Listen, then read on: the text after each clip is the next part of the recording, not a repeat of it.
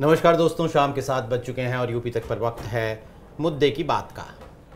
Samajwadi party अध्यक्ष अखिलेश यादव और Congress party के बीच खिंची तलवारें अभी तक मयानों में वापस नहीं गई हैं। इस बीच राजस्थान विधानसभा चुनाव में सीट बंटवारे को लेकर जयंत चौधरी की तरफ से भी एक मुलायम सी नाराज़गी आई, जिसे कहते हैं वो फायर तो नहीं हुए अखिलेश यादव की तरह, लेकिन वो कहते हैं ना कि दाल में थोड़ा कंकर आ गया। तो कांग्रेस पार्टी और जयंत चौधरी के रिश्तों में कम से कम दाल में कंकर तो आ ही गया। लेकिन अब जो ताज़ा नाराज़गी है, ताज़ा नाराज़गी नहीं बल्कि कहिए कि एकदम कांग्रेस पार्टी पर फायर हैं, वो हैं मायावती, जो कई महीनों बाद 2022 के विधानसभा चुनाव के बाद प्रचार पर निकली हैं मध्य प्रदेश विधानसभा चुनाव में, जहां उनकी पार्टी ने तकरीबन 180 से ज़्यादा कैंडिडेट खड़े किए हैं 230 में से। वहां पर वो प्रचार कर रही थी, एक रैली कर रही थी और उन्होंने कांग्रेस पार्टी को इस कदर लताड़ा कि शायद ये लताड़ कांग्रेस पार्टी ने पिछले दिनों में अखिलेश यादव या बीजेपी से भी नहीं सुनी होगी। ओबीसी के मुद्दे पर, जिसे राहुल गांधी और कांग्रेस पार्टी ने पिछले कई दिनों से अपना सबसे बड़ा मुद्दा बनाया हुआ है, चुनावी मुद्दा बनाया हुआ है, उस मुद्दे को लेकर मायावती ने कांग्रेस पार्टी पर जमकर हमले किए। कांग्रेस पार्टी ने लोगों को साफ कहा कि भाई ये जातिगत जनगणना की जो रट लगा रही है कांग्रेस पार्टी, आप उसके झांसे में मत आइएगा, क्योंकि ये वो पार्टी है जिसने कभी ओबीसी का भला नहीं किया। उन्होंने कालेलकर कमीशन से लेकर वीपी सिंह की सरकार में मंडल कमीशन की रिपोर्ट आने तक और बाबा साहब अंबेडकर को भारत रत्न दिए जाने को लेकर जो बहस हुई थी, वहां तक उन्होंने कांग्रेस पार्टी को आड़े हाथों लिया और लोगों से ये अपील की कि कांग्रेस पार्टी को वोट कम से कम इस वजह से तो ना दें क्योंकि वो आजकल ओबीसी की बात कर रही है, क्योंकि ये सिर्फ चुनावी बातें हैं और वो कांग्रेस पार्टी को लेकर बहुत ज़बरदस्त तरीके से नाराज़ दिखी। उन्होंने जाहिर तौर पर जब ओबीसी की बात की तो अनुसूचित जाति यानी दलित की बात भी की और कांग्रेस पार्टी को उनका भी दुश्मन, कोट अनकोट दुश्मन बताया। सवाल ये उठता है कि मायावती का कांग्रेस को लेकर ये जो टफ स्टैंड है, ये जो उनका जो रुख है, वो सिर्फ 2023 के विधानसभा चुनावों को लेकर है, जैसा कि आजकल इंडिया गठबंधन के साथी आपस में कहते हैं कि भाई 2023 की राजनीति अलग है, 24 की अलग होगी। तो क्या मायावती भी कांग्रेस को जो ये आड़े हाथों ले रही हैं, ये सिर्फ 2023 की विधानसभा चुनावों की राजनीति है उनकी, या 2024 को लेकर भी उन्होंने अपने जहन में कोई स्पष्टता ला दी है, कोई अपनी पोजीशनिंग जो है उन्होंने अपने जहन में साफ कर ली है? ये बातें समझने के लिए, इन बातों पर चर्चा करने के लिए हमारे साथ जो हमारे मेहमान मौजूद हैं उनमें शामिल हैं सैयद कासिम साहब। लगातार आप इन्हें हमारे शो में देखते हैं और कासिम साहब वरिष्ठ पत्रकार हैं, राजनीतिक विश्लेषक हैं और अपना एक डिजिटल प्लेटफॉर्म भी चलाते हैं राजपथ के नाम से।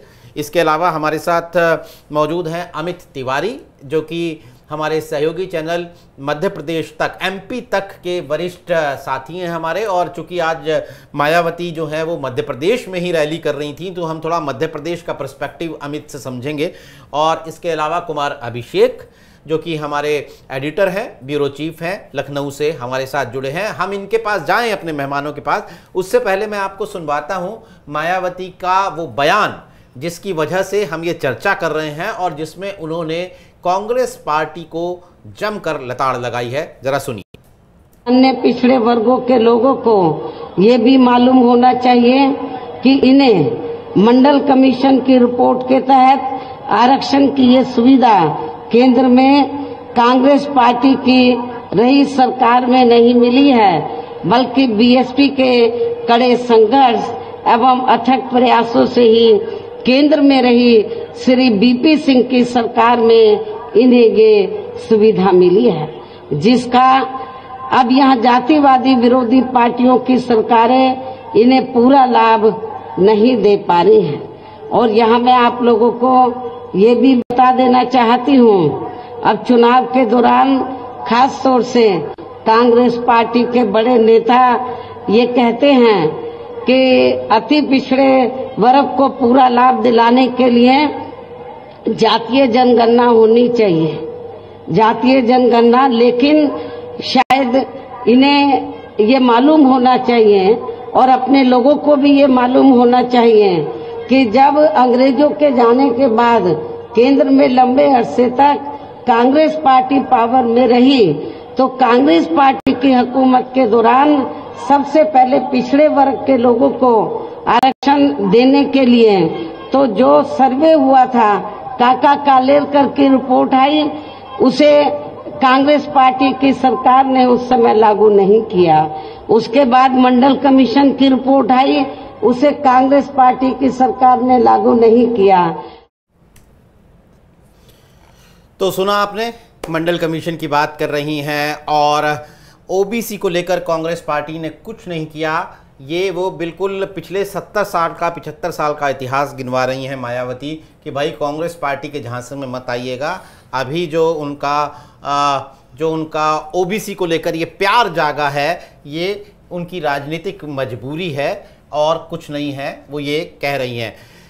तो हम सबसे पहले कुमार अभिषेक आपसे ये जानना चाहते हैं कि क्या मायावती ने, जो हम देखिए जब भी मायावती की बात होती है तो एक बात हम ज़रूर करते हैं कि कोई ना कोई खिड़की अब भी खुली हुई है मायावती 2024 के लिए इंडिया गठबंधन में शामिल होने या अपना कोई गठबंधन करने के लिए मायावती ने कोई ना कोई दरवाज़ा खिड़की खोल रखी है। लेकिन जिस तरह से वो कांग्रेस पार्टी को लगातार आड़े हाथों ले रही हैं और मध्य प्रदेश की रैली में तो उन्होंने खास तौर पर निशाना बनाया और कांग्रेस पार्टी की, जिसको कहते हैं ना कि अभी कमज़ोर नस, उन कमज़ोर नसों पे उन्होंने कांग्रेस पार्टी की वार किया। तो क्या मायावती ने अपनी कोई पोजीशनिंग अपने दिमाग में साफ कर ली है कि भैया जो वो कह रही हैं, लगातार कह रही हैं कि मैं अकेले लड़ूंगी 2024 का चुनाव, उसका कोई मतलब है और अब उसे हम फाइनल माने? देखिए, मायावती क्या करेंगी, मायावती क्या 5 राज्यों के जो चुनाव नतीजे आए हैं उसके बाद कोई पोजीशनिंग अपनी करेंगी, कोई पोजीशन देंगी, ये मुझे लगता है कि कुछ ना कुछ तो वो करेंगे। लेकिन वही है, हम लोग जिस बात की चर्चा कर रहे हैं, दिसंबर जनवरी के आसपास वो कोई पोजीशन खुद को लेंगी। लेकिन मायावती ने जो पिछले कुछ दिनों से कांग्रेस के खिलाफ जो अपनी एक पोजीशनिंग की हुई है, वो निश्चित तौर पर थोड़ा चौंका रहा है, क्योंकि कांग्रेस पार्टी ने तो अपने तरफ से खिड़की खोल रखी है, लेकिन क्या मायावती उनका जो बढ़ा हुआ हाथ है उसे स्वीकार करती हैं, नहीं करती हैं? जिस तरीके से ट्विटर पर वो कांग्रेस पर हमलावर है, जिस तरीके से मध्य प्रदेश में उन्होंने कांग्रेस पर हमला बोला है, साफ साफ उन्होंने किसी भी गठबंधन से कांग्रेस के साथ मना कर दिया है, ये एक चीज तो दिखा रहा है कि मायावती कांग्रेस को लेकर के उतनी सहज नहीं है जितनी सहज जितनी सहजता से हम लोग ये चर्चा कर लेते हैं कि बसपा और कांग्रेस का गठबंधन हो जाए या बसपा और कांग्रेस का एक गठबंधन पॉसिबल है। क्योंकि कांग्रेस ने जिस तरीके से ओबीसी को लेकर, वंचित वर्गों को लेकर, दलितों को लेकर एक पोजीशनिंग की है, खास करके जिसकी जिसकी जिसकी जितनी संख्या भारी उसकी उतनी हिस्सेदारी, और आरक्षण का भी जो एक कैप है उसको भी हटाने की बात की है, तो कांग्रेस अब बिल्कुल बदली हुई कांग्रेस है। और ये वो कांग्रेस है जो सीधे सीधे क्षेत्रीय पार्टियों को, और खास करके उत्तर प्रदेश में मायावती और अखिलेश यादव दोनों को ही वो चुनौती दे रही है, अपने कांग्रेस दे रही है अपने इस नए अवतार से, या यूं कह लें कि उनके नए बदले हुए जो उनके मुद्दे हैं उसके जरिए। हालांकि मायावती और अखिलेश दोनों कभी कांग्रेस को लेकर सहज नहीं रहे, और मुझे लगता है कि जब भी इन दोनों को कांग्रेस को चुनना हो या दोनों को आपस में चुनना हो, तो ये दोनों पार्टियां आपस में चुनने को ज्यादा प्रेफर करती हैं। कांग्रेस, सपा और बसपा, मतलब मैं ये नहीं कह रहा कि ये गठबंधन हो रहा है, मैं ये भी नहीं कह रहा कि इंडिया गठबंधन में वो नहीं जा रही। अभी की जो जितनी बातचीत है, अभी के जितने उनके भाषण है, वो तो उसका एक पक्ष जरूर है कि ये चुनावी है। चुनाव में मध्य प्रदेश को वो संबोधित कर रही है, मध्य प्रदेश में अपने कैडर को, अपने वोट वर्ग को संबोधित कर रही है। लेकिन मायावती का ये कांग्रेस पर इतना हमला करना थोड़ा हैरान करता है, क्योंकि कांग्रेस और समाजवादी पार्टी के भी रिश्ते ठीक नहीं है। अखिलेश यादव भी कुछ उसी तरीके से हमलावर हैं, मायावती भी कुछ उसी तरीके से हमलावर हैं। अब अगर 1 महीने के बाद अगर ये लोग बैठेंगे टेबल पे, तो क्या इनके दिल मिलेंगे? मुझे तो दिल मिलते नहीं दिखते। लेकिन अगर आप देखें तो पिछले बार जब 2019 का भी चुनाव हुआ था तो भी हम लोग शुरू में इस बात को पूरी तरीके से नकार रहे थे कि सपा और बसपा का कोई गठबंधन हो सकता है, लेकिन कांग्रेस को स्पेस देने के बजाय दोनों के अपने वोट वर्ग हैं, सपा के और बसपा के दोनों जब एक साथ होते हैं तो इनके वोट कहीं मिलते हैं कहीं नहीं मिलते हैं, लेकिन जब अलग होते हैं तो दोनों का वोट वर्ग अलग अलग हो जाता है। लेकिन कांग्रेस के साथ आने से ऐसी स्थिति नहीं है और दोनों को ये लगता है कि अगर हमने कांग्रेस को स्पेस दिया तो फिर हमारा जो अपना पॉलिटिकल स्पेस है उस पर एक तरीके का कब्जा हो जाएगा। तो दोनों बहुत संभल करके इस वक्त चल भी रहे हैं और इसका असर आपको विधानसभा चुनाव के नतीजों के बाद भी दिखेगा कि ये गठबंधन आसान नहीं होगा। लेकिन मुझे लग रहा है कि मायावती को लेकर हम लोग चाहे जितनी भी कयासबाजी कर लें, अब तो ये जनवरी के आसपास ही तय होगा कि उनका रुख किधर होने वाला है। धीरज जी बिल्कुल। कासिम साहब, मेरा यही सवाल आपसे है कि क्या मायावती ने कोई रणनीति बना ली है, फाइनल रणनीति? और ये सवाल इसलिए भी जरूरी हो जाता है क्योंकि हम अगर बार बार ये कहते हैं कि विधानसभा चुनावों के लिए ये हो रहा है और इन चुनावों के नतीजों के बाद जो है वो मायावती अपना रुख साफ करेंगी, तो देखिए ये कोई पुराना ज़माना नहीं है, ये वीडियो क्लिप्स का ज़माना है। आखिर वोटर के नज़रिए से सोचें तो वोटर को रातों रात आप कैसे समझाएंगे कि जिसे एक हफ्ता पहले या एक महीना पहले हम इस कदर गलिया रहे थे, धकिया रहे थे, अब उनके साथ हाथ मिलाने जा रहे हैं। ये वीडियो क्लिप्स, ये उनकी ऑडियो बाइट्स जो हैं वो लगातार सोशल मीडिया पर नज़र आएंगी जाहिर तौर पर अगर वो हाथ मिलाएंगी। तो क्या मायावती ने अब अपनी पोजीशनिंग साफ कर ली है उनके रुख को देखते हुए, ये कहें हम? नीरज जी, इसमें मायावती की जो तकरीर है अगर उस तकरीर को सुनिए, आप विश्वनाथ पाल की तकरीर को सुनिए या उनके सेक्टर या बूथ के पदाधिकारी की तकरीर सुनिए, ये 14 अप्रैल 1984 को काशीराम में जब बीएसपी बनाई थी तब से यही तकरीर है। कालेकर रिपोर्ट, बाबा साहब अम्बेडकर, संविधान पे न चलने वाली कांग्रेस, आरक्षण, ये सारी चीजें आपको वहां से मिलती शुरू हो जाएंगी। और तब था कि मंडल कमीशन की रिपोर्ट लागू करो। अब ये है कि मंडल कमीशन की रिपोर्ट हमने लागू करवाई है, हमारे सांसद थे लोकसभा में, हमने इसी शर्त पे भी किसी को समर्थन दिया था। उससे पहले मंडल कमीशन लागू करो वरना गर्दी छोड़ दो के नारे लगाती थी, बीएसपी सड़कों पर उतरती थी काशीराम के नेतृत्व में। ये चीजें तब भी थी। ये तकरीर आपने जो यहाँ सुनी है, यही तकरीर अगर आप रिवाइंड करके जाएंगे तो पीछे भी सुनेंगे। कांग्रेस के बारे में मायावती या बीएसपी का कोई भी आदमी बोलेगा तो इन सब चीजों को जरूर बोलेगा। एक बात। दूसरी चीज ये है कि ये तकरीरें लगातार 14 अप्रैल 1984 से चल रही। उसके बाद जब जब कांग्रेस की सरकार को केंद्र में जरूरत पड़ी है, बहुजन समाज पार्टी के सांसदों ने यूपीए की सरकार को समर्थन दे दिया और बसपा के समर्थन बना रहा है केंद्र में कांग्रेस सरकार के साथ, और तकरीरें ये चलती नहीं। मैं कई बार अपने चैनल पे यूपी तक पे ये बात कह चुका हूं कि मायावती की मोस्ट अनप्रेडिक्टेबल लीडर।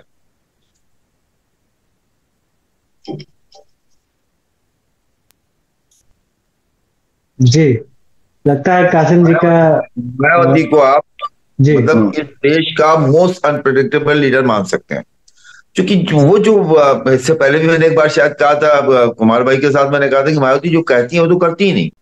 जब भी कहती रही कि हम क्या कहते हैं भाजपा के साथ सरकार नहीं बनाएंगे, 3 बार सरकार बनाई, वो कहती रही पार्लियामेंट के अंदर कि हम सरकार नहीं गिराएंगे, अब्सटेन करेंगे, और अटल जी की सरकार गिराती। तो ये कहना, और देखिए हमारे पास चूंकि बड़ा दिलचस्प है कि हमारे पास हमारे मध्य प्रदेश के वो मौजूद हैं यूपी तक के तिवारी जी। मध्य प्रदेश में जिन हिस्सों में मायावती नौरलियां कर रही, उन हिस्सों में बहुजन समाज पार्टी का अपना एक जनाधार है। और इस बार बसपा खुद को लौटा हुआ दिखाना चाहती है कि लौटा हुआ दिखाएगी तो शायद वो अपने उस फिगर को छू सके जो 7 एमएलए इनके सबसे ज्यादा थे और 9 से 10% इनको वोट मिला था। कि कोशिश यही है। राजस्थान में भी 6 एमएलए से बढ़ना चाहती हैं, छत्तीसगढ़ में भी वो चाहती हैं कि जो हमारी 2 की संख्या है उससे हम आगे बढ़ जाएं, और कांग्रेस को ही अटैक करके बीजेपी का वोट तो आने से रहा इनके साथ। कांग्रेस में जो इनका वोट चला गया उसको लाना, या जिस बिरादरी का उम्मीदवार लड़ रहा है उसको जिताने के लिए कांग्रेस से वोट लेना। मुझे लगता है जल्दबाजी में कुमार भाई से पूरी तरह से सहमत हूं, लेकिन मैं इतना इसमें ऐड ऑन कर दूं कि जो उत्तर प्रदेश में समीकरण बन रहे हैं, जो हालात बन रहे हैं, ये बात कुमार भाई की बिल्कुल सही है कि ये 2 पार्टियां एक दूसरे के साथ जरूर जाना चाहती हैं, क्योंकि इनको दोनों सुलभ लगता है कि सपा बसपा को जाए। मैं 2019 इसलिए याद करना चाहूंगा कि 2019 में मायावती ने गठबंधन इसीलिए किया था कि आखिरी वक्त तक उनको जब लगा कि मुसलमान नहीं आ रहा है, सपा के साथ चली गई, 10 सांसद उनके जीत गए। यही पोजीशन वो फिर चाहती हैं कि अगर उनको लगता है कि कांग्रेस के साथ मुस्लिम रुका हुआ है, ये जो उनके पास रिपोर्ट्स है कि सबके पास रिपोर्ट्स है कि मुसलमान जो है लोकसभा में 24 में कांग्रेस को प्रेफरेंस दे रहा है, और कर्नाटका के बाद और तस्वीर साफ हुई कि अदर स्टेट में भी दे रहा है।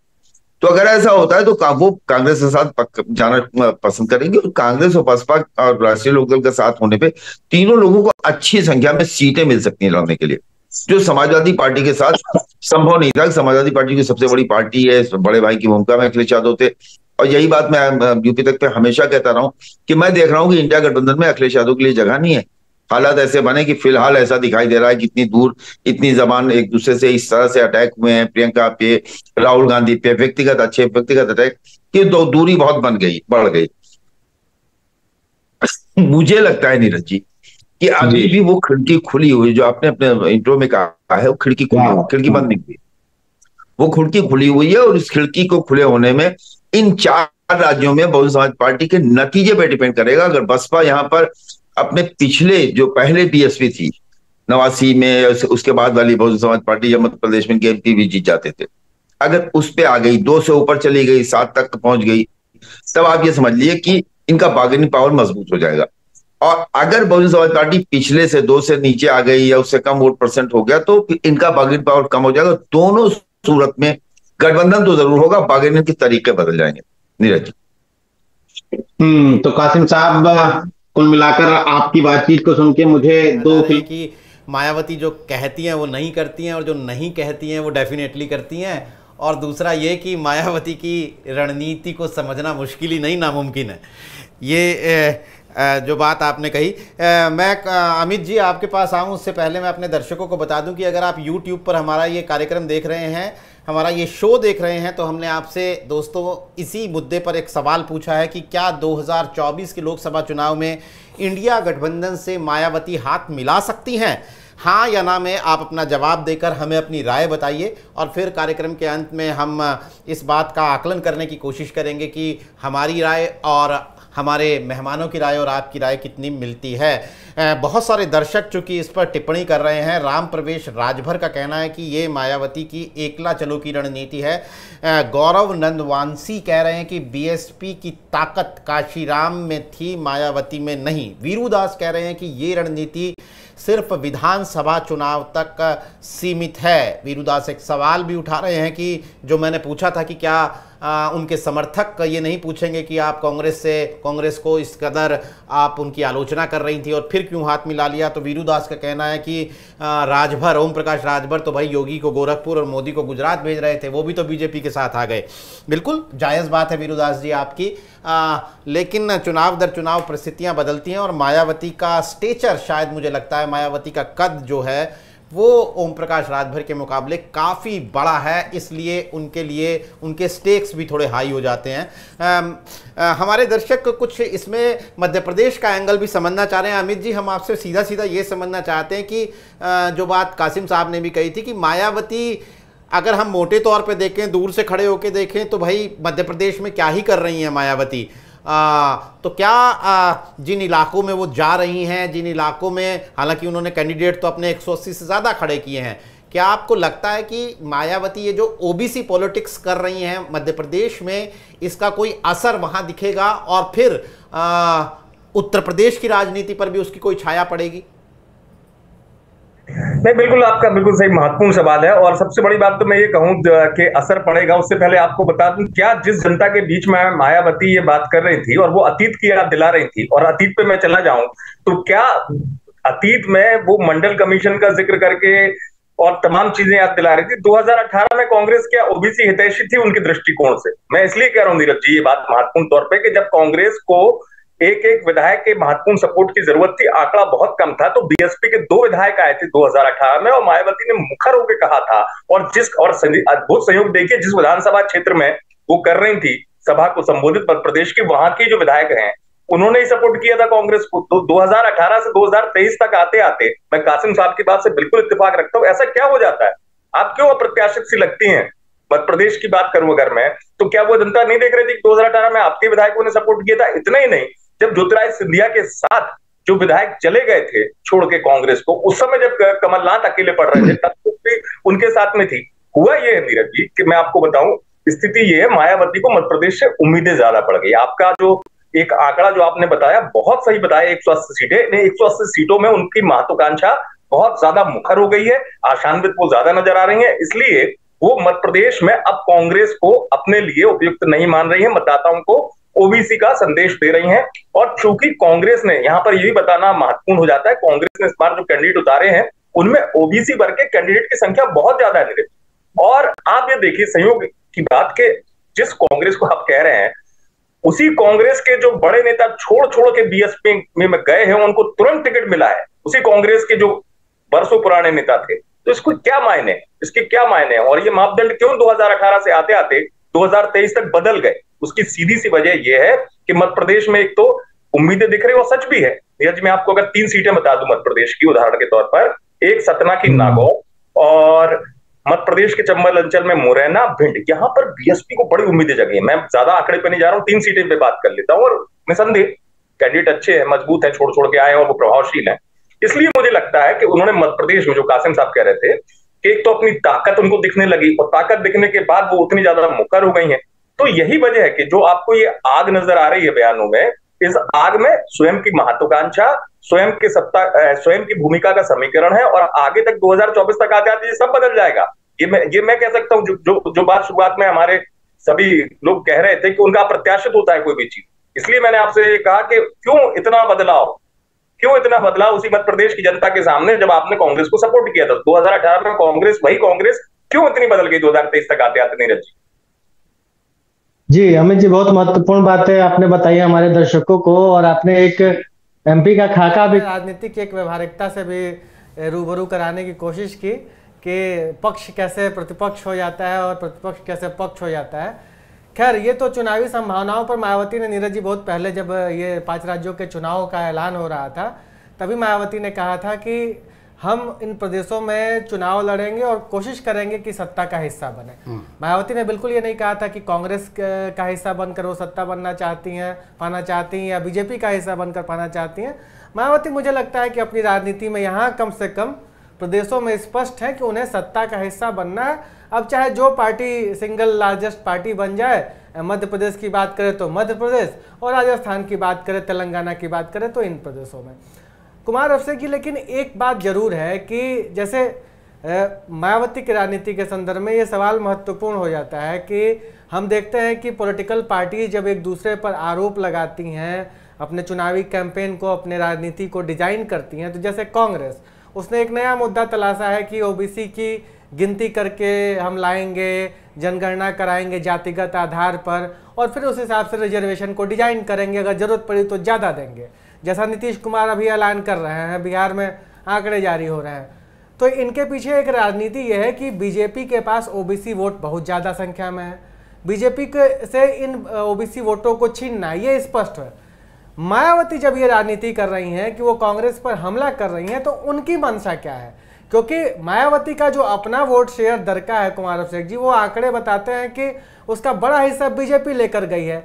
तो मायावती जब पॉलिटिकल पोजीशनिंग लेती हैं तो बीजेपी पर हमला नहीं करती हैं, बल्कि उन पार्टी पर हमला करती जिनके पास उनके वोट ही नहीं है। आज के डेट में ना कांग्रेस के पास दलित वोट रखा हुआ है, ना कांग्रेस के पास ओबीसी वोट रखा हुआ है, ये दोनों वोट बीजेपी के पास में है। तो मायावती को इधर हमला करना चाहिए, हमला करती है कांग्रेस की तरफ। तो क्या इससे उनका कोई राजनीतिक हित भी सतता नजर आता है? लंबे अगर राजनीति में बात करें तो, यूपी की राजनीति 24 में बात करें तो, या आगे की यात्रा में बात करें तो? देखिए, ऐसा नहीं है कि मायावती बीजेपी पर हमले नहीं कर रही। मायावती बीजेपी पर भी वैसे ही हमले करती है जैसे वो कांग्रेस पर करती है। हमें चौंकाता है ये कि वो सपा पर उतने हमले नहीं कर रही है जितने हमले वो करती रही हैं, या जितने हमले करने के लिए वो जानी जाती है। अगर हम इस वक्त देखें मायावती को, तो मायावती, ठीक है, आज उन्होंने कांग्रेस पर वहां बोला, और जैसा सैयद कासिम जी ने भी बताया कि मायावती ने जो बातें कही है वो भी बातें नई नहीं है। कांग्रेस पर हमला करने के लिए उनके पास यही वो हथियार है जो लगातार वो हमेशा कांग्रेस पर इस मुद्दे पर घेरती रही है, चाहे वो भारत रत्न का मामला हो, भी बाबा साहब भीमराव अम्बेडकर को लेकर के, या फिर मंडल आयोग की सिफारिशों को लेकर के हो। तो मायावती का आज का हमला हम इसे बिल्कुल नया हमला नहीं मान सकते, ये कांग्रेस पर उनका पुराना हमला है। बीजेपी पर ऐसे ही वो आप कभी भी देखें, चाहे उनकी प्रेस रिलीज आ जाए, चाहे वो किसी एजेंसी को इंटरव्यू दे दें या अपनी बात कहते, तो बीजेपी और कांग्रेस पर हमलावर हो रही है। लेकिन आपने जो सवाल पूछा कि भाई आखिर कांग्रेस पर हमला करने से उन्हें फायदा क्या है, भाजपा से पर करे तो शायद उनका वोट बैंक भी उनके पास लौटे, आपका सवाल बिल्कुल वाजिब है।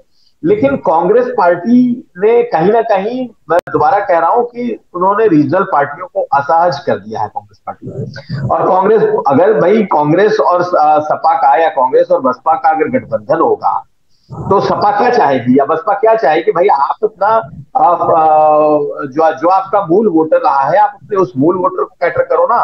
हम आपको तो दलित वोट दे रहे हैं, हम आप हमारे साथ हो तो मुस्लिम वोट भी हम और आप मिलकर के ले रहे हैं, ये सपा भी कहेगी। लेकिन आपका जो कांग्रेस का मूल कल्चर जो रहा है, या कांग्रेस का जो मूल वोटर रहा है, जिसमें अगड़े रहे हैं, जिसमें कुछ ओबीसी रहे हैं, जिसमें ब्राह्मण है, मुस्लिम्स है, तो भाई आपका जो मूल वोटर है आप लेकर आओ और हमारे वोट मिलाओ और उसके बाद गठबंधन में आओ। अब जब आप हमारे ही वोट पे पॉलिटिक्स करोगे, आप भी उसी ओबीसी वोट पर पॉलिटिक्स करोगे जो हमारा मूल अधिकार है, जो मेरा मूल वोट है जिस पर हम पॉलिटिक्स करते रहे हैं, तो फिर नया क्या है? तो ये चीजें असहज कर रही है। अगर कांग्रेस पार्टी जिस तरीके से इस वक्त इतनी ज्यादा हमलावर है बीजेपी पर और ओबीसी वोट और दलित वोट इनको लेकर के, तो कांग्रेस पार्टी को तो निश्चित तौर पर कांग्रेस पार्टी भी उसी वोट को टारगेट कर रही है जो वोटर्स जो बीजेपी के पास है या जो बचे हुए हैं वो अखिलेश और मायावती के पास है। तो ये चीजें असहज कांग्रेस पार्टी को जरूर कर रही है। हाँ, ये मायावती को जरूर कर रही होंगी, अखिलेश को जरूर कर रही होंगी। हाँ, ये जरूर है कि उनका वोटर जो खिसका है वो खिसक करके इस वक्त अगर देखें बोलता मायावती का वोटर, तो वो बड़ी तादाद में बीजेपी के पास गया है और उससे थोड़े से कम तादाद में सपा के पास गया हुआ है।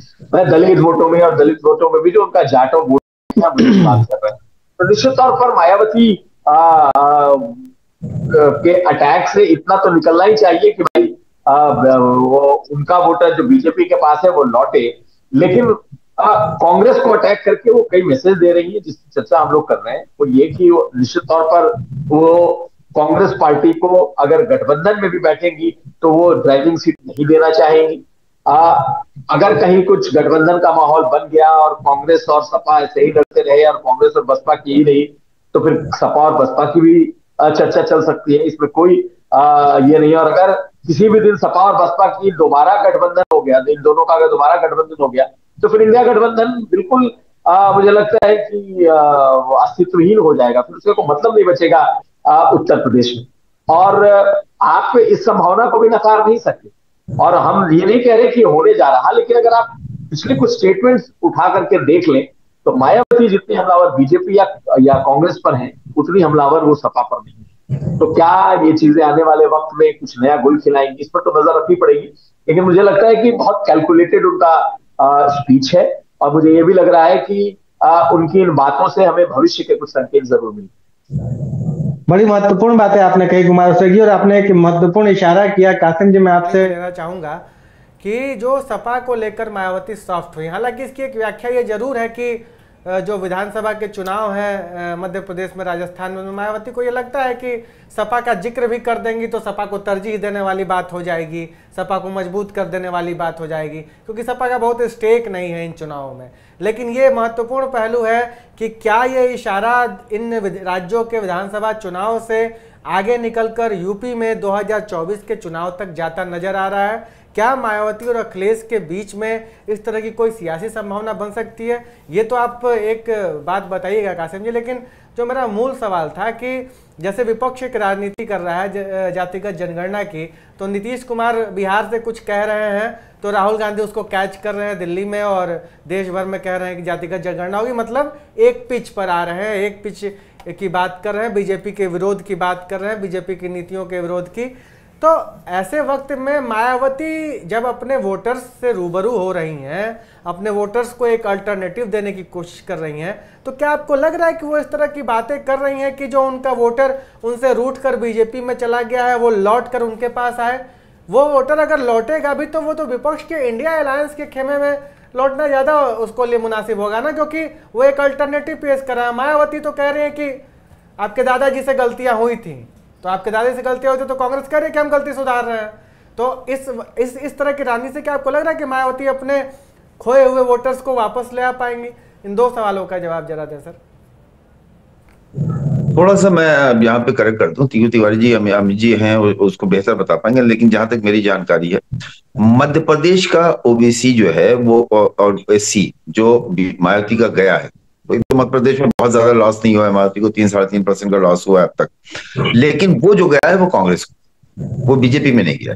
और मध्य प्रदेश का जो कुशवाहा, मौर्य, पाल, ये जो है ये बहुजन समाज पार्टी का बहुत करीबी वोटर रहा है, बहुत करीबी मतदाता रहा है। इनका पहला सांसद हुआ तो एक ही सीट पे, अमित जी बताएंगे कि मतलब आप समझिए कि 2 पूर्व मुख्यमंत्री अर्जुन सिंह और सकलेचा, उसको बसपा ने हरा दिया था वहां, और वो भी कुशवाहा कैंडिडेट था। आप इससे अंदाजा लगा लिए बहुजन समाज पार्टी का अंदाजा कि सतना की लोकसभा सीट या सतना थी कि वो मुरैना था जी, सतना से सुखलाल थे की सीट पे बहुजन समाज पार्टी के कुशवाहा उम्मीदवार ने 2 पूर्व मुख्यमंत्री अर्जुन सिंह और सकलेचा 2 को हरा दिया था। और आपको थोड़ा सा मतलब मध्य प्रदेश के बारे में, आप उत्तर प्रदेश के हिसाब से देख रहे होंगे, मध्य प्रदेश की स्थिति उत्तर प्रदेश से अलग है। मध्य प्रदेश का यादव भारतीय जनता पार्टी का वोटर है, मध्य प्रदेश का यादव बड़ी संख्या में, बहुत बड़ी संख्या में भारतीय जनता पार्टी का वोटर है। और कांग्रेस इसीलिए चाहती थी अखिलेश को छेड़ के, गुस्सा दिला के कि अखिलेश ज्यादा से ज्यादा सीटों पर रह जाए। हम उत्तर प्रदेश के प्रदेश में उसको देखते हैं कि नहीं कांग्रेस ने नुकसान कर लिया अपना। मध्य प्रदेश में कांग्रेस ने अपने फायदे के लिए साजिश की थी। मध्य प्रदेश के ओबीसी के ये जो तबका है जो बुंदेलखंड में आता है, उसकी स्थिति दलितों के बराबर है। उसको भी कुएं से पानी पीने में, नल पे चढ़ने में, चबूतरे में बैठने में बड़ी दिक्कतों का सामना करना पड़ता है। अब तो समय बदल रहा है, लेकिन मैं बात कर रहा हूं तो बहुजन समाज पार्टी का ये जो वोट खाया है ये कांग्रेस ने खाया है, मध्य प्रदेश में भारतीय जनता पार्टी ने नहीं खाया। लिया होगा, मोदी के आने के बाद बहुत सी तब्दीलियां आई हैं, बहुत से वोट इधर उधर, मुस्लिम वोट ले लिया मोदी ने, वो लिया, वो एक अलग चीज है। लेकिन बड़ा ये उत्तर प्रदेश के प्रदेश में मत देखिए आप मध्य प्रदेश को अमित भाई, इसको बिल्कुल चेंज बिल्कुल अलग है। दोनों हैं तो मिले हुए सुबह, लेकिन दोनों का बिल्कुल मामला अलग। तो मायावती इस हिस्से में, ये चंबल, मुरैना, सतना, ये जो बेल्ट है ना बुंदेलखंड की, इसमें कांग्रेस पे जो हमला कर रहे हैं वो, जैसा कि अमित जी ने बताया कि उनको वहां संभावना ज्यादा दिखाती। अमित जी ने 3 सीटें बताई, मेरा रिपोर्टर वहां पड़ा हुआ है पिछले 9 दिन से कम 7 से 8 सीटें ऐसी हैं जहां पर बिल्कुल आफत है। और बहुत इंटरेस्टिंग है अमित जी, अमीश भाई, क्या कहते हैं, कुमार भाई, इंटरेस्टिंग ये है कि कितना मायावती गरी आ रही है। कांग्रेस का कोई एक लीडर मायावती या बहुजन समाज पार्टी के खिलाफ एक शब्द नहीं बोल रहा है, ना छोटभैया ना बड़ा। बहुत बड़ी बात है, इसको भी नजर में रखें। और यहां तो गालियां कम पड़ रही हैं कांग्रेस पे, राजस्थान पहुंचने दीजिए मायावती को, इससे ज्यादा दलित के विरोधी और ये, और यहाँ इज्जत लूटी गई, इस तरह की आप तकरीरें भी और सुनिएगा। छत्तीसगढ़ पहुंचने के बाद ये आग हो जाएगी मामला, क्योंकि वजह क्या है कि गोंडवाना गणपति, मायावती और इनका जो वोट बैंक वो इसी बदली हुई मायावती लग रही है। मैं तो जो देख रहा हूँ मायावती का तकरीर करने का अंदाज बदल गया है, बिल्कुल ढीली मायावती नहीं नजर आ रही है। ये मध्य प्रदेश में इनका सब कुछ बदला हुआ लग रहा है। और एक चीज और, उन्होंने उत्तर प्रदेश से जाने से पहले एक फैसला किया, उत्तर प्रदेश के प्रदेश अध्यक्ष विश्वनाथ पाल को फ्री छोड़ दिया। पूरे उत्तर प्रदेश देखो, एक जगह जाओ, मुझे रिपोर्ट दो। मतलब एक बहुत सी तब्दीलियां ऐसी हैं, मैं बहुत सी चीजें ऐसी हैं अमीश भाई जिसे ऑन कैमरा नहीं कह सकता हूं, लेकिन मैं आपको बताऊं कि मायावती की ये जो स्ट्रेटजी, रणनीति है, जो इनका ये है कि बैलेंस ऑफ पावर बनना है, तो कार्यकर्ताओं में उतार, मतलब एक उबास आया। फिर आकाश आनंद को जो उन्होंने झोंका था मध्य प्रदेश, राजस्थान, छत्तीसगढ़ में यात्राएं और मीटिंगें और पता नहीं संदेश और कौन सी यात्रा, कांग्रेस ने बीएसपी का बड़ा फायदा लिया है। 25 से 30 सीटें ऐसी हैं जहां कांग्रेस ने टिकट मैनेज कर लिया बीएसपी से। ये भी एक तरह का गठबंधन। बहुत सी चीजें ऐसी हैं जो पर्दे के पीछे की हैं, वो आपको नजर नहीं आ रही। मैं देख रहा हूं उसको, हमारे लोग वहां देख रहे हैं, हमको वो अमित जी मुस्कुरा रहे हैं। ऐसी भी रणनीति है। तो इन सब चीजों को ना आप राजस्थान में नजरअंदाज कर सकते हैं, ना छत्तीसगढ़ में नजरअंदाज कर सकते हैं, ना मध्य प्रदेश में कर सकते हैं। तो ऐसे में कैसे मान लिया जाए कि मायावती जो है, जो गालियां दे रही सामने से जो कह रही, बिल्कुल सच है अमीश भाई? नहीं, ये बात तो आपकी कासिम सर सही है। और चूंकि अमित जी मुस्कुरा रहे हैं तो इस बात पर हम उनसे टिप्पणी भी लेंगे। मुझे याद है नीरज जी की एक दिन शो में आपने ही वो राजस्थान में 2018 के चुनाव में 30 सीटें ऐसी थी जहां बसपा का वोट दोनों पार्टियों की जीत हार के वोट के अंतर से ज्यादा था, और उसमें 17 शायद आपने कहा था कि 17 सीटें बीजेपी हारी थी। तो इस राजनीति को यहाँ से भी देखे जाने की जरूरत है। अगर वो 17 सीटें बीजेपी जीत गई होती तो बीजेपी सिंगल लार्जेस्ट पार्टी हो जाती। जरूर। तो अमित जी, क्या इस तरह की सियासी संभावनाएं होने की, आने की पिच क्या एमपी में भी तैयार कांग्रेस ने अंदर खाने में कर रखा है क्या मायावती से कुछ ऐसा? आप पर्दे के पीछे की बातें करने लगे, और चूंकि मेरे पास बहुत पहुंचती है पर्दे के पीछे की बातें, तो उनका लगभग कहना सही था, अंदर कुछ और होता है। और सबसे महत्वपूर्ण बात यह है कि आप देखिए कमलनाथ जो हैं, आपने भी, अमीश और नीरज जी ने भी वो शो किया था जिसमें कमलनाथ जी ने अखिलेश वखलेश जैसे शब्दों का प्रयोग किया। मायावती भी तो नहीं किया कमलनाथ, ऐसा कोई शब्दों का प्रयोग नहीं किया अभी तक, और ना कोई पलटवार आया। और कांग्रेस से जो छोड़ के जो कांग्रेस से बागी हो गए हैं, तो जब वो बीजेपी में जाते हैं तो बड़ी कांग्रेस की तरफ से टिप्पणियां आती है। तो एक हो सकता है संभावित तौर पर, क्योंकि मैं ये कह रहा हूं कि मध्य प्रदेश में अभी तक जो जमीनी स्थिति है वास्तव में, उसको दो तरीके से देखा जा रहा है कि एक ये कि बड़ी क्लोज फाइट है और जरूरत पड़ सकती है। लेकिन मायावती, मुझे अभी भी मध्य प्रदेश में वही स्थिति आ रही है कि जब जरूरत पड़ेगी तो मायावती चाहती है कि उनकी जरूरत पड़े, क्योंकि मध्य प्रदेश में जो एक गठबंधन उन्होंने इस साल किया है उसने भी ताकत बढ़ाई है, और वो है जिसका जिक्र कासिम साहब कर रहे थे, गोंडवाना गणतंत्र पार्टी। अमीश, हमें उसको नजरअंदाज इसलिए नहीं करना चाहिए कि आप कहेंगे कि गोंडवाना के कितने लोग जीते होंगे मध्य प्रदेश में। हाँ, एक दौर रहा कि सिंगल विधायक रहे, अब ये दौर भी है कि जो संस्थापक थे गोंडवाना के, वो खुद ही बीजेपी में आ गई, उनकी पुत्री, और छिंदवाड़ा से उनको टिकट मिल गया। ठीक है, ये अलग विषय है, लेकिन आज भी मध्य प्रदेश की हमें ये नहीं भूलना चाहिए कि 4-5 सीटें महाकौशल की ऐसी हैं जहां पे गोंडवाना गणतंत्र पार्टी असर डालती है, और वहां पर बीएसपी ने वो सीटें गोंडवाना से ले ली है, इनका अलायंस है। लेकिन आपका चूंकि मूलभूत सवाल वही था, तो मुझे आगे जाके जो आप पर्दे के पीछे की संभावनाओं का मुझसे सवाल पूछ रहे हैं, तो ये संभावनाएं अभी भी शेष मुझे नजर आती हैं, और इसलिए शेष नजर आती है क्योंकि वो समीकरण स्थिति परिस्थिति के हिसाब से बदलते हुए कांग्रेस की तरफ ज्यादा मुड़ते और जुड़ते नजर आते हैं। अमीश जी, अमित जी, ये महत्वपूर्ण बात है, आपने जो गठबंधन का जिक्र किया, और ये बिल्कुल दर्शकों के लिए मतलब बताया जाए। मध्य प्रदेश में आदिवासी वोटों का अपना एक बड़ा महत्व है, और 2018 में कांग्रेस सिंगल लार्जेस्ट पार्टी जब मध्य प्रदेश में बनी थी, जो जीत मिली थी, तो कांग्रेस को इस आदिवासी वोटों ने बड़ा सहयोग दिया था। और अगर उस तरह का राजनीति मायावती वहाँ पर पिछड़ों की और आदिवासियों की राजनीति कर रही हैं, तो इससे आप इनकार नहीं कर सकते हैं कि अगर वो कुछ सीटों पर कुछ चमत्कारिक नतीजे, नीरज जी, अगर मायावती लेकर आती हैं तो। लेकिन जाति खास बात ये भी है ना कुमार की, जातीय जनगणना जो है वो फिलहाल सबसे बड़ा मुद्दा है जो विपक्ष को नजर आ रहा है बीजेपी के खिलाफ। और जातीय जनगणना के मुद्दे पर कांग्रेस पार्टी को कटघरे में खड़ा कर रही है मायावती। तो इसमें फिर वो सवाल मायावती को वो इल्ज़ाम झेलना पड़ सकता है कि जो हथियार बीजेपी के खिलाफ असर करता हुआ नजर आ रहा है, कम से कम अभी नतीजे नहीं, नतीजों से पहले विश्लेषणों में तो करता हुआ नजर आ रहा है, उसी हथियार को कुंद करने की कोशिश मायावती कर रही हैं। तो वो जो एक बार बार इल्ज़ाम उन पर लगता है कि बीजेपी की बी टीम है, बीजेपी की बी टीम है, क्या मायावती को उस इल्ज़ाम, उस आरोप को का कोई डर नहीं है?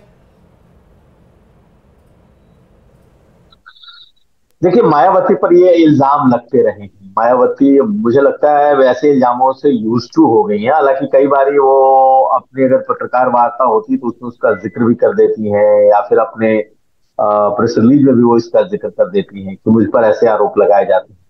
लेकिन ये तो सिर्फ आरोप तक ही है ना। अगर आप देखें तो कुछ मुद्दों पर उनकी जो बातें हैं बड़ी सीधी सपाट रही है। 370 पर उन्होंने समर्थन किया, महिला बिल पर समर्थन किया, तो ये सब चीजें मायावती डंके की चोट पर कर देती है। अगर कोई ये कहे कि ये कर देना बीजेपी का समर्थन है, तो मैं उस तरीके से उसे नहीं मानता, क्योंकि रिकॉर्ड इतिहास देखें तो ठीक है, बीजेपी के साथ उन्होंने गठबंधन किया तो वाजपेयी की सरकार जब एक वोट से गिरी थी तो बसपा ने ही गिराई, और अभी तो पिछले कई सालों से वो बीजेपी के साथ हर गठबंधन से परहेज करती रही है, क्योंकि उनका मानना है कि बेशक मुस्लिम जो वोटर है उन पर बहुत सहज ना हो, उनके साथ बहुत विश्वास करे ना करे, लेकिन उनके वोट बैंक के लिए वो जरूरी है। तो वो मैं थोड़ा उससे सहमत हूं कि वो बीजेपी के साथ जाएंगी। हाँ, टैक्टिकल तरीके से कभी गई तो अलग बात है, जिसकी चर्चा लोग करते रहते हैं। जैसे उन्होंने जो बातें कह रखी हैं, आपने भी सुना होगा कि जो भी 5 राज्यों में अगर उनकी सरकार, उनकी वजह से कहीं सरकार बनती है, तो जो भी सरकार बनेगी वो सरकार में जाएंगी, तो वो किसी की भी सरकार हो सकती है वो देखना पड़ेगा। तो पावर पॉलिटिक्स तो मूल कह सकते हैं कि बसपा के विचारधारा का एक अंग रहा है कि उन्हें सत्ता चाहिए और उन्हें लगता है कि अगर वो सत्ता में पहुंचेंगे तब अपने लोगों का भला करेंगे। तो ये तो कांशीराम के जमाने से रहा है और इसी को आधार बना के उन्होंने बीजेपी के साथ कई बार समझौते भी किए हैं। लेकिन इस आरोप के लगने से बहुत ज्यादा फर्क मायावती के वोटर्स को नहीं पड़ता। ठीक है, मायावती का जो मुस्लिम तबका है वोटर का, उससे इसे फर्क पड़ता है, लेकिन बीएसपी का जो मूल काडर है या बीएसपी का जो मूल वोटर है उसको इससे बहुत फर्क नहीं पड़ता कि मायावती किसके साथ जाती है। वो जाएं और सत्ता में आए, उनका भी मकसद यही है और उनके जो समर्थक हैं, उनका जो वोटर है वो भी यही चाहता है कि मायावती सत्ता में आए। और इसीलिए उन्होंने भी चुनाव के पहले वो बयान दिया जिसमें उन्होंने कहा कि अगर जहां सत्ता में हमें आने की जरूरत पड़ेगी तो हम देखेंगे कि हम किस पार्टी के साथ जाएं। तो अगर मायावती किसी वोट बैंक के डर से कोई पॉलिटिक्स करें, मुझे ये नहीं दिखाई देता। मुझे लगता है कि जो उनके मुस्लिम वोटर्स जब वो बीजेपी के साथ रही हैं, जो इतना उनका अपना एक मुस्लिम वोट हुआ करता था, जो ओबीसी और दलितों के साथ सहज होकर के वोटिंग करने वाला जो मुस्लिम वोटर था, वो उस दौर में भी उसने उसको वोट किया। उस दौर में भी जो सपा के पास मुस्लिम वोट था उतने वोट उनके पास कभी नहीं रहे। तो ये मान लेना कि आने वाले वक्त में पूरा मुसलमान उनको वोट कर देगा, ये तो वो भी जानती है और ये पॉसिबल भी नहीं है। और उन्होंने सारे प्रयोग भी कर लिए, मुस्लिम दलित, मुस्लिम ब्राह्मण सब करके, तो इसलिए उन्हें बहुत फर्क नहीं पड़ता। मुझे अपना यही लगता है। और अगर कोई उनको बी टीम कहता भी है तो मायावती के एक्शन से तो इस तरीके से नहीं दिखता कि वो बीजेपी की कोई सीधे सीधे बी टीम है। उनके अपने कुछ मुद्दों पर उनके स्टैंड रहते हैं जो वो ले लेती है। धारा 370 पर उन्होंने ले लिया था स्टैंड, वही बात है। महिला आरक्षण बिल पर भी उनका, बाकी सबों ने लिया था, लेकिन कुछ ऐसी जो बीजेपी के कोर कह सकते हैं कि मुद्दे हैं उस पर उनका स्टैंड बीजेपी के साथ गया। तो वो आप माने ना माने, मायावती का मेरा मानना है कुछ मुद्दों पर अपने स्टैंड है जिस पर जाती है। और वो मुसलमान उन्हें वोट करता है नहीं करता, वो कोशिश जरूर करती है, लेकिन ऐसा नहीं है कि मुस्लिम वोटों के लिए वो बड़े मुद्दों पर वो पीछे हट जाएंगी। मैंने अभी तक तो मायावती को इस तरीके से नहीं रही। मुस्लिम वोटों की बात चूंकि कुमार ने की, तो कासिम साहब 2000 चुनाव के बाद नतीजे आते ही फौरन मायावती ने जो अपना एक ट्विटर पर एक प्रेस रिलीज डाला था, उसमें उन्होंने सबसे ज़्यादा मुस्लिम वोटर को शायद संबोधित किया था, ये कहते हुए कि आप लोगों ने बहुत भारी गलती की समाजवादी पार्टी को वोट देकर। उसके बाद भी हमने पिछले तकरीबन 1-1.5 साल में लगातार मायावती का ये रुख देखा कि ट्विटर की शक्ल में ही चूंकि उनके बयान आते रहे हैं, तो वो मुस्लिम वोटर को लगातार ये संदेश देती रही। और हम लोग भी इस बात पर डिस्कस करते रहे कि मायावती को लगता है कि उनके दलित वोट के साथ, उनके दरके हुए दलित वोट के साथ अब उन्हें मुस्लिम वोट की ज़रूरत है। और शायद उन्हें ये लगता भी है कि अखिलेश को लगातार 4 चुनावों में वोट देने के बाद भी चूंकि वो अखिलेश की जीत नहीं हुई है, तो मुस्लिम वोट उनकी तरफ आ सकता है। तो अब जब वो ओबीसी के मुद्दे पर कांग्रेस पर हमला कर रही है, तो क्या ये माना जाए कि मायावती को लगता है कि भाई या तो सारा मुस्लिम मेरी तरफ आएगा नहीं, या फिर अगर आता भी है तो भी बात नहीं बनने वाली है, इसलिए मुझे अब उस ओबीसी वोट में घुसना पड़ेगा जो फिलहाल तो अखिलेश यादव और बीजेपी में बटा हुआ है? जी देखिए, ऐसा है ना कि कुछ चीजें जैसे कुमार भाई ने बताई, मायावती की जो रणनीति होती है बिल्कुल स्पष्ट और साफ होती है। मायावती मतलब इधर उधर खेलने की आदी नहीं। उन्होंने 2022 के बाद पहली बार ऐसा हुआ जो कहा है कि मुसलमान ने धोखा खा गया और ये हो गया वो हो गया, वरना मायावती सीधे कहती थी मुसलमान ने गद्दारी कर दी। इन 2 चुनाव से उन्होंने ये बात नहीं कही, ये शब्द नहीं इस्तेमाल की, वरना कह देती थी मायावती तो उन्होंने यहाँ किया है कि मेयर का चुनाव हो रहा था मेरठ में, और उसके बाद उन्होंने चुनाव से 1 दिन पहले अपने मेयर पद प्रत्याशी कह दिया कि ये कट्टर है, इसको वोट मत देना। और पहली बार भारतीय जनता पार्टी जीत गई मेयर का चुनाव। मायावती तो ऐसी भी है। तो वो मायावती का अपना, जैसे कुमार भाई ने कहा, उनकी अपनी बिल्कुल वो साफ एक रास्ते पे चलने की आती है। उससे क्या नुकसान क्या नफा हो रहा है उनसे फर्क नहीं पता। एक चीज, दूसरी चीज, पिछड़े वर्ग और पिछड़ी जातियों के नारे और चीजें के पीडीए बना लीजिए और हम पिछड़ों के ये करेंगे और जनगणना कराएंगे। उत्तर प्रदेश में ही नहीं, मध्य प्रदेश में भी पिछड़ों को जो इलेक्टोरल पॉलिटिक्स में जो जगह मिली वो बीएसपी की दी हुई, मायावती की दी हुई। कोई ऐसी बिरादरी नहीं है मतलब नाई एमएलसी, कुशवाहा, सैनी और क्या कहते हैं चौहान और निषाद, उस बिंद, उसके बाद प्रजापति, कोई ऐसी बिरादरी पिछड़ों की नहीं है जिसके नाम हमने कभी सुने हो और वो विधानसभा में ना पहुंचा हो। मायावती ने पहुंचा दिया था, बाकी लोग सिर्फ नारा देते हैं। तो मायावती अपनी उस बात को याद कराती, मायावती उसको उधर लेके जाती, देखिए हमने पिछड़ों के लिए ये क्या, अति पिछड़े में ना यादव ओबीसी में। मायावती और इनकी पार्टी का एक जमाने में बड़ा अच्छा जनाधार था, कुर्बी, सोनेलाल पटेल, ये सारे लोग, बरखुराम वर्मा, नंदलाल पटेल, सब उसी पार्टी से निकले हुए लोग, सब उन्हीं के साथ। स्वामी प्रसाद मौर्य अगर गलत नहीं तो स्वामी प्रसाद मौर्य बात क्या है, स्वामी प्रसाद 96 में आए, राजीव वर्मा 96 में आए, ये मैं जिनकी जिक्र कर रहा हूँ ये 89, 85, 90 इस जमाने के लोग। मौर्य तो बहुत बाद में बहुजन समाज पार्टी में 96 में आए, वो तो आए थे अलायंस, क्या कहते हैं, जनता दल और बीएसपी का अलायंस करवाने, काशीराम ने ज्वाइन करवा लिया था। राशिद अलवी, स्वामी प्रसाद मौर्य, लालजी वर्मा और एपी गौतम एक बाराबंकी को हुआ करते थे, तो वो एक अलग चीज।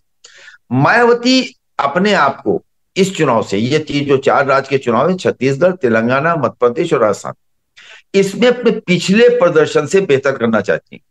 क्योंकि उन्होंने आकाश आनंद को इसमें डाला था, अभी आकाश आनंद नहीं निकले, अकेले मायावती ने रैलियों की संख्या बढ़ा दी है। पिछली बार तिवारी जी सही करेंगे, शायद 3 या 2 रैलियां थी, अब की 7 रैलियां होंगी। तो आप ये सोचिए, रैलियों की संख्या बढ़ गई। तो ये सारी चीजें बता रही कि मायावती को कुछ पोटेंशियल दिखाई दे रहा है कि हम यहां से कुछ ले जा सकते हैं। और ले जाने की सूरत में फिर उनके पास एक ऑप्शन होगा कि अगर हालात ऐसे बनते हैं कि हम जो हमारे समर्थन से किसी की सरकार बन जाए, तब फिर हम उसको आने वाले कल के पार्लियामेंट के इलेक्शन में उसका इस्तेमाल कर सकते हैं। उसी हिसाब से हम बार्गेनिंग पावर, तो मायावती और अखिलेश में फर्क क्या है? मायावती का बार्गेनिंग पावर उनका वोट है, अखिलेश का बार्गेनिंग पावर मुस्लिम वोट है। मुस्लिम वोट अखिलेश यादव का नहीं है, बल्कि बीजेपी के खिलाफ वोटर है, जिसको देखेगा उसके साथ चला जाएगा। यादव मतदाता के बारे में मैं कई बार पहले कह चुका हूं कि जहां यादव कैंडिडेट उसको मिल जाएगा, पार्टी कोई हो, चला जाएगा। 7 यादव 2019 में जितवा लिए थे, 2009 में जितवा लिए थे काशीराम ने। बहुजन समाज पार्टी के 7 यादव जीत गए, डीपी यादव से लेके मिशन यादव तक। इसी 2022 के चुनाव में रुदौली से अब्बास अली जैदी, रुशदी थे, हार गए सपा के टिकट पे। इससे 2 चुनाव लगातार, उससे जौनपुर में अरशद खान थे, सपा के टिकट पे हार गए, दोनों जगह यादव जीत गया भारतीय जनता पार्टी का। तो ये अखिलेश का जो ट्रैक रिकॉर्ड है यादव वोटों में अच्छा नहीं है, वो ट्रांसफरेबल नहीं माना जाता। मुस्लिम वोटों की पूंजी का सारा खेल है। मायावती मुसलमान वोट अपने साथ देख नहीं पा रही कि वो आ रहा है नहीं आ पा रहा है। कुमार भाई के बहुत ज्यादा कभी नहीं आया, वो वहां की स्थिति के हिसाब से अगर बन गया तो चला गया। पिछले 2019 में उसने देखा कि गठबंधन है, उधर चला गया, 10 सीटें जीत गई बसपा। तो ये सारा लब्बो-लुआब मुस्लिम वोटों का, और कांग्रेस ने कर्नाटका के बाद अपने वो बदल दिया है। मध्य प्रदेश, राजस्थान में भी यही तस्वीर है कि मुस्लिम कहीं बटने नहीं जा रहा है। मायावती के ट्वीट का अगर करें, एक मैं और बता दूं आपसे कि मध्य प्रदेश में एक बार जेल का ताला जो है उससे तो लकड़ी की चाबी से खुल गया। इकलौती औरत मायावती थी, पॉलिटिकल लीडर, जिन्होंने उस पर भी बहुत बड़ा हमला किया था कि जेल में क्या कहते हैं लकड़ी से ताला टूट गया, उसके बाद आतंकवादी मार दिए गए भागते हुए। ये सारी चीजें उनका एक स्पष्ट रुख रहता है। लेकिन मैं गठबंधन को लेके मैं आपको बताऊं कि मैं विश्वास से ये बात कह सकता हूं कि बिना गठबंधन के 2024 में मायावती नहीं जाएंगे। नीरज बिल्कुल, लगातार कासिम साहब आपका ये कहना है, आप अपने स्टैंड पर लगातार बिना गठबंधन के मायावती नहीं जाएंगी। और इसलिए हमारी ये डिस्कशन और भी ज़्यादा महत्वपूर्ण और भी ज़्यादा ज़रूरी हो जाती है मायावती की राजनीति को समझने के लिए कि अगर उन्हें वाकई गठबंधन के साथ जाना है तो आखिर वो सोच क्या रही हैं। क्योंकि जिस तरह से उनका रुख नज़र आता है, जिस तरह से उनके बयान नज़र आते हैं, जिस तरह से वो अपनी रैलियों में प्रचार करती हुई नज़र आती हैं, वो कुछ और कहानी कहता है। लेकिन जैसा बार बार मायावती के बारे में हमारे विश्लेषक ये लगातार कहते रहे कि मायावती को समझना बहुत आसान नहीं है। वो अपने पत्ते जो हैं 5 राज्यों के विधानसभा चुनावों के बाद, या फिर कहें कि अगले साल जनवरी में, और जनवरी में भी 15 जनवरी को जो कि उनका जन्मदिन होता है, उस दिन वो कोई अहम फैसला करती हैं, सुनाती हैं। तो शायद हमें तब तक इंतज़ार करना होगा मायावती के अंतिम फैसले का 2024 को लेकर। लेकिन ये बात एकदम सही है कि भले ही मायावती का वोट प्रतिशत 2022 के चुनावों में 12-13% पर आ गया है। बहुत ही उनकी 403 विधानसभा सीटों में से सिर्फ एक सीट फिलहाल उनके पास है, लेकिन तब भी वो कम से कम उत्तर प्रदेश की राजनीति का एक महत्वपूर्ण खिलाड़ी हैं और उनका रुख जो है वो 2024 के लोकसभा चुनावों में उत्तर प्रदेश की 80 सीटों को ज़रूर प्रभावित करेगा, जो भी रुख वो लेंगी। ये लगातार हमारे विश्लेषक कहते हैं, मायावती की राजनीति को समझने वाले कहते हैं। दोस्तों, YouTube पर हमने आपसे सीधा सीधा एक सवाल पूछा था कि क्या 2024 के लोकसभा चुनाव में इंडिया गठबंधन से हाथ मिला सकती हैं मायावती? तो हमारा ये शो देखने वाले 58% दर्शकों का कहना है कि हाँ, मायावती इंडिया गठबंधन के साथ जाएंगी या फिर जा सकती हैं। 42% को लगता है कि नहीं, मायावती इंडिया गठबंधन के साथ नहीं जाएंगी। लेकिन मायावती का जो भी अगला राजनीतिक कदम होगा उस पर यूपी तक की नज़र हमेशा तक की तरह बनी रहेगी। हम अपने राजनीतिक विश्लेषकों के जरिए आपके सवालों के जवाब भी ढूंढते रहेंगे और उत्तर प्रदेश की राजनीतिक गुत्थियों को भी सुलझाते रहेंगे, जिससे हमें 2024 के नतीजों की एक स्पष्ट तस्वीर मिलती रहे। आज कार्यक्रम में शिरकत करने के लिए सैयद कासिम साहब आपका बहुत बहुत शुक्रिया, कुमार अभिषेक, अमित तिवारी, आप सभी का बहुत बहुत शुक्रिया।